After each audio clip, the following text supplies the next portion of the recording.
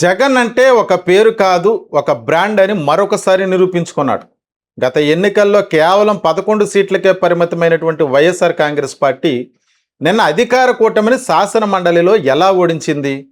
కూటమికి సంఖ్యాబలం ఉన్న డిప్యూటీ చైర్మన్ ఎన్నికల్లో ప్రత్యర్థిని ఎందుకు నిలబెట్టలేకపోయారు?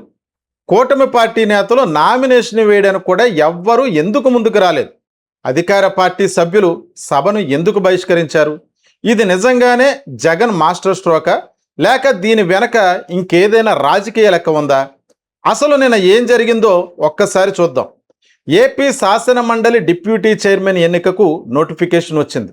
వైఎస్ఆర్ కాంగ్రెస్ పార్టీ ప్రకాశం జిల్లాకు చెందిన ఎమ్మెల్సీ తూమాటి మాధవరావును తమ అభ్యర్థిగా ప్రకటించింది.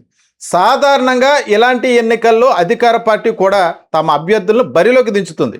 కానీ ఇక్కడ అలా జరగలేదు.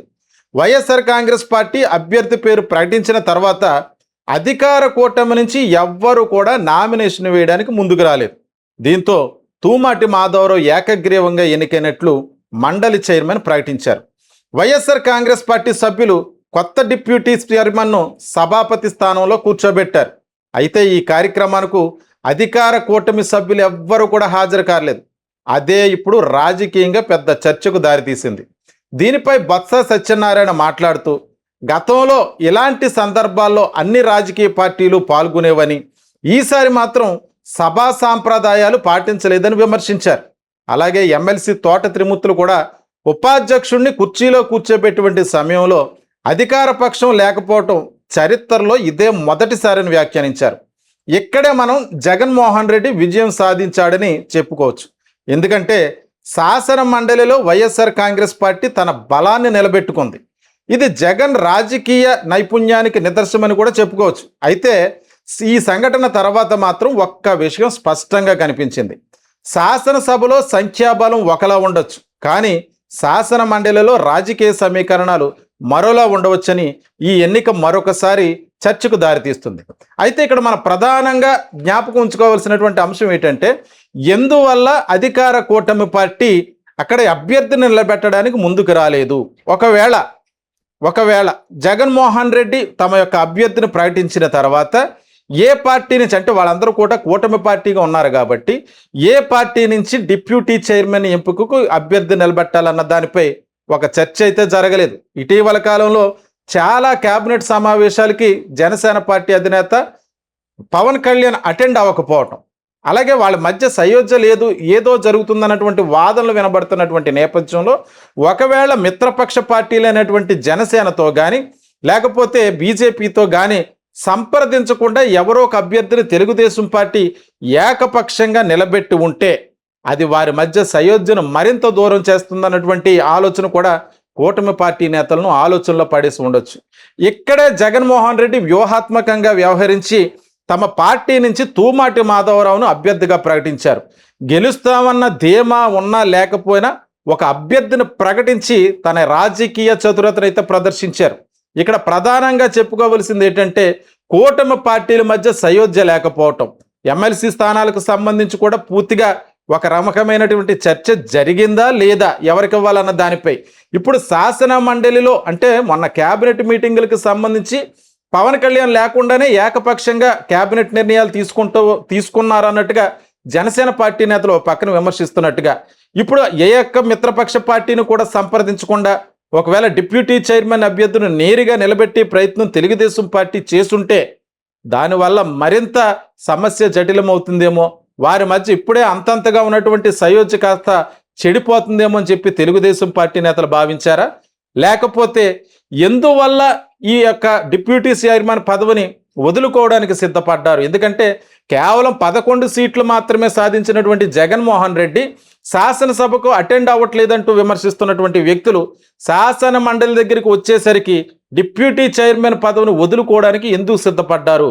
నిజంగానే జగన్మోహన్ రెడ్డి ఒక పేరు కాదు, ఒక బ్రాండ్ అన్నట్టుగా తన వ్యూహానికి పదును పెట్టి డిప్యూటీ చైర్మన్ పదవిని అధికారంలో లేకపోయినా దక్కించుకున్నటువంటి ప్రధాన ప్రతిపక్ష పార్టీగా శాసన మండలిలో విజయం సాధించారు. జగన్ అంటే ఒక పేరు కాదు, ఒక బ్రాండ్ అని మరొకసారి నిరూపించుకున్నాడు. గత ఎన్నికల్లో కేవలం 11 సీట్లకే పరిమితమైనటువంటి వైఎస్ఆర్ కాంగ్రెస్ పార్టీ నిన్న అధికార కూటమిని శాసన మండలిలో ఎలా ఓడించింది? కూటమికి సంఖ్యాబలం ఉన్న డిప్యూటీ చైర్మన్ ఎన్నికల్లో ప్రత్యర్థిని ఎందుకు నిలబెట్టలేకపోయారు? కూటమి పార్టీ నేతలు నామినేషన్ వేయడానికి కూడా ఎవ్వరూ ఎందుకు ముందుకు రాలేదు? అధికార పార్టీ సభ్యులు సభను ఎందుకు బహిష్కరించారు? ఇది నిజంగానే జగన్ మాస్టర్ స్ట్రోకా, లేక దీని వెనక ఇంకేదైనా రాజకీయ లెక్క ఉందా? అసలు నిన్న ఏం జరిగిందో ఒక్కసారి చూద్దాం. ఏపీ శాసన మండలి డిప్యూటీ చైర్మన్ ఎన్నికకు నోటిఫికేషన్ వచ్చింది. వైఎస్ఆర్ కాంగ్రెస్ పార్టీ ప్రకాశం జిల్లాకు చెందిన ఎమ్మెల్సీ తూమాటి మాధవరావును తమ అభ్యర్థిగా ప్రకటించింది. సాధారణంగా ఇలాంటి ఎన్నికల్లో అధికార పార్టీ కూడా తమ అభ్యర్థులను బరిలోకి దించుతుంది. కానీ ఇక్కడ అలా జరగలేదు. వైఎస్ఆర్ కాంగ్రెస్ పార్టీ అభ్యర్థి పేరు ప్రకటించిన తర్వాత అధికార కూటమి నుంచి ఎవ్వరూ కూడా నామినేషన్ వేయడానికి ముందుకు రాలేదు. దీంతో తూమాటి మాధవరావు ఏకగ్రీవంగా ఎన్నికైనట్లు మండలి చైర్మన్ ప్రకటించారు. వైఎస్ఆర్ కాంగ్రెస్ పార్టీ సభ్యులు కొత్త డిప్యూటీ చైర్మన్ను సభాపతి స్థానంలో కూర్చోబెట్టారు. అయితే ఈ కార్యక్రమానికి అధికార కూటమి సభ్యులు ఎవ్వరూ కూడా హాజరు కాలేదు. అదే ఇప్పుడు రాజకీయంగా పెద్ద చర్చకు దారితీసింది. దీనిపై బొత్స సత్యనారాయణ మాట్లాడుతూ గతంలో ఇలాంటి సందర్భాల్లో అన్ని రాజకీయ పార్టీలు పాల్గొనేవని, ఈసారి మాత్రం సభా సాంప్రదాయాలు పాటించలేదని విమర్శించారు. అలాగే ఎమ్మెల్సీ తోట త్రిమూర్తులు కూడా ఉపాధ్యక్షుడిని కుర్చీలో కూర్చోబెట్టినటువంటి సమయంలో అధికార పక్షం లేకపోవటం చరిత్రలో ఇదే మొదటిసారిని వ్యాఖ్యానించారు. ఇక్కడే మనం జగన్మోహన్ రెడ్డి విజయం సాధించాడని చెప్పుకోవచ్చు.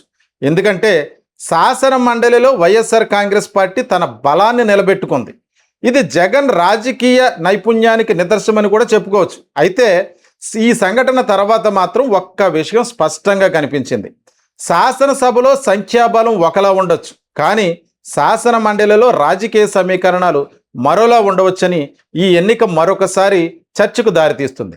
అయితే ఇక్కడ మనం ప్రధానంగా జ్ఞాపకం ఉంచుకోవాల్సినటువంటి అంశం ఏంటంటే, ఎందువల్ల అధికార కూటమి పార్టీ అక్కడ అభ్యర్థిని నిలబెట్టడానికి ముందుకు రాలేదు?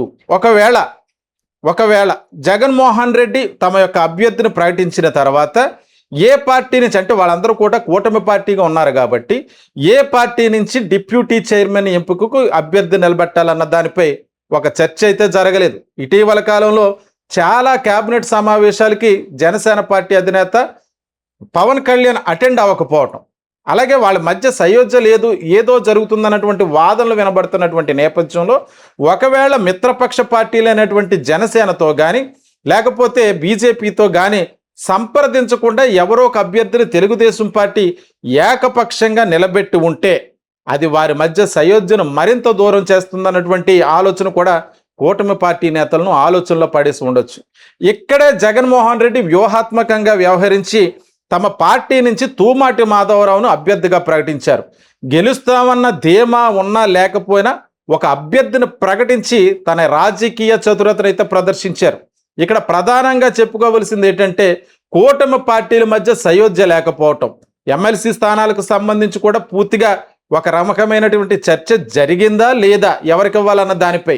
ఇప్పుడు శాసన మండలిలో అంటే మొన్న క్యాబినెట్ మీటింగులకు సంబంధించి పవన్ కళ్యాణ్ లేకుండానే ఏకపక్షంగా క్యాబినెట్ నిర్ణయాలు తీసుకున్నారు అన్నట్టుగా జనసేన పార్టీ నేతలు పక్కన విమర్శిస్తున్నట్టుగా, ఇప్పుడు ఏ ఒక్క మిత్రపక్ష పార్టీని కూడా సంప్రదించకుండా ఒకవేళ డిప్యూటీ చైర్మన్ అభ్యర్థిని నేరుగా నిలబెట్టే ప్రయత్నం తెలుగుదేశం పార్టీ చేస్తుంటే దానివల్ల మరింత సమస్య జటిలమవుతుందేమో, వారి మధ్య ఇప్పుడే అంతంతగా ఉన్నటువంటి సయోధ్య కాస్త చెడిపోతుందేమో అని చెప్పి తెలుగుదేశం పార్టీ నేతలు భావించారా?